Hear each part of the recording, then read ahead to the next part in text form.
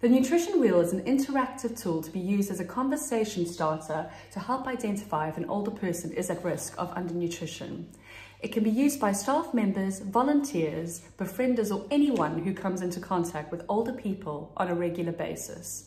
Organisations are now returning to their activities and in-person support, and this is a critical time to notice any changes in appetite or weight, and the wheel can be a very helpful tool in aiding this process.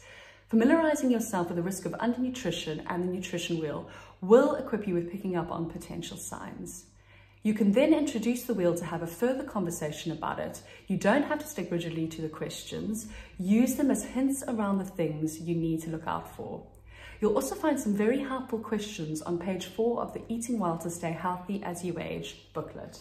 This brings me on to the booklet. It's been written by Brighton and Hove Food Partnership and the Aging Well Service.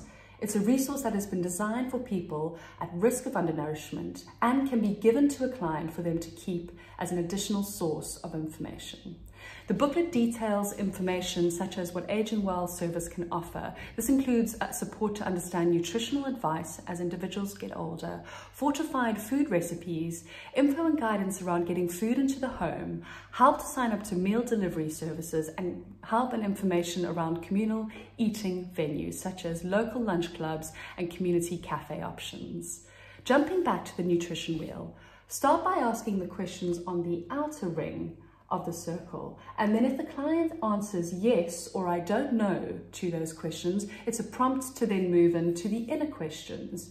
You can then find advice and signposting on the back by matching the questions with the small arrow, and you can give your client the booklet to take away, or you may choose to make a referral to Aging Well's Undernutrition support service.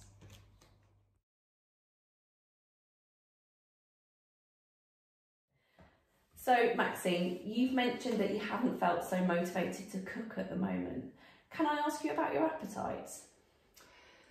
Yeah, well, I guess I've lost a little bit of interest in food. I'm just not interested and motivated by food at all, and my appetite has gone, really. I moved from talking about cooking onto appetite, and I find talking about appetite can be an easier way to start the conversations around weight. Do you mind me asking a few more questions about the challenges that you're experiencing with your appetite? Okay. Do you feel like you've lost weight recently, or has anyone else been concerned? Well, I guess I'm not as big as I used to be, but maybe that's a good thing. It's common someone might not be too bothered about weight loss, particularly if they've been heavier. If the weight loss has been unintentional, this could be a concern.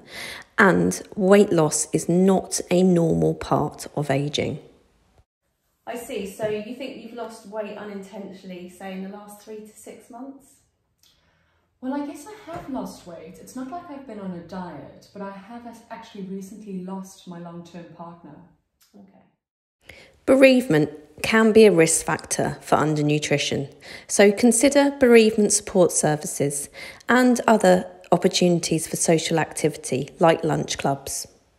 So does that mean that your jewellery, say like your rings or your clothes, have become looser?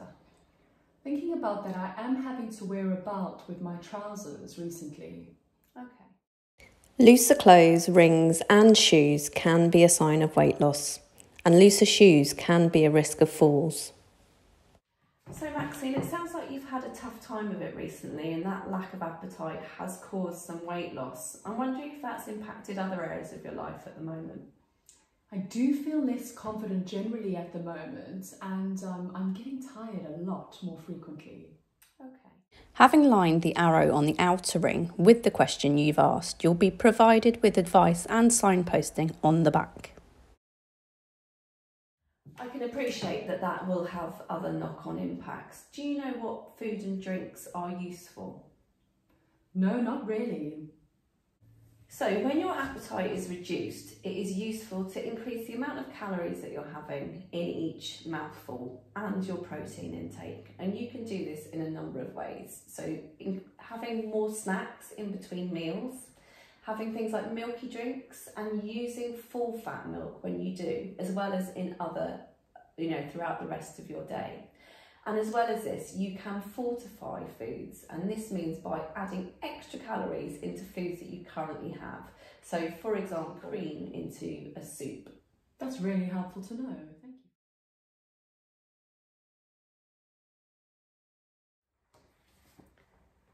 So Maxine, I'm going to give you this booklet. It's called Eating Well to Stay Healthy as You Age. And on pages 4 and 6, there are some really nice snack ideas and good tips on how to eat a little bit more when your appetite is reduced or if you have a smaller appetite. Thank you.